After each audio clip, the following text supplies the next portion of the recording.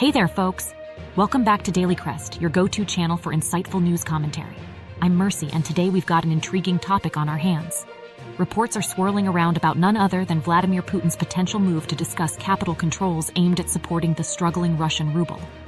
So, buckle up as we delve into the details and provide you with some commentary along the way.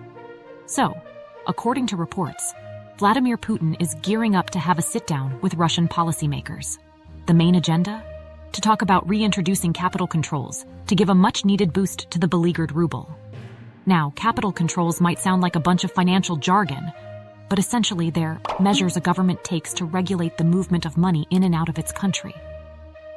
The goal here is to stabilize the national currency. The Financial Times sheds light on a Russian finance ministry proposal. This proposal suggests that significant exporters might be required to convert up to a whopping 80% of their foreign currency earnings into rubles. The aim? To create a surge in demand for the ruble. That's quite the drastic step, isn't it?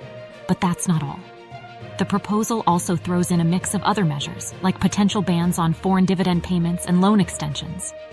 They're even talking about nixing import subsidies, limiting currency swaps, and putting the brakes on how much foreign currency exporters can take out of the country. This would be quite the return to some stringent measures we haven't seen since Russia's involvement in Ukraine back in 2022. Now, the ruble has been taking a bit of a roller coaster ride lately. It dipped below the 100 to the dollar mark, which prompted the central bank to hold an emergency meeting and jack up interest rates for the first time since the Ukrainian situation escalated. That key interest rate jumped from 8.5% all the way up to 12%. That's a significant leap, and it indicates how seriously they're taking the ruble's situation. Let's not forget that Russia has been here before. Capital controls were introduced earlier, post the ruble's nosedive due to Western sanctions and economic backlash. The controls were later eased, but it seems like the ruble's value hasn't been too kind lately. In fact, it's lost a staggering 26% of its value this year alone, ranking among the weakest currencies in developing economies. While the central bank's recent interest rate hike might give the ruble a temporary boost, experts believe it won't fully address the deeper issues stemming from sanctions and economic isolation. This whole situation has allowed the Kremlin to manage its budget, especially considering the revenue from energy exports. But as they say, all good things must come to an end, and it appears the sliding ruble value has finally rattled some top officials. Just this week, we saw Maxim Oreshkin, an economist and former finance ministry minister, voice his concerns. He criticized the central bank's monetary policy, stating that the exchange rate has deviated significantly from its fundamental levels.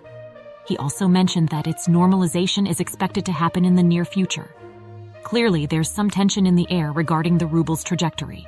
And there you have it, folks!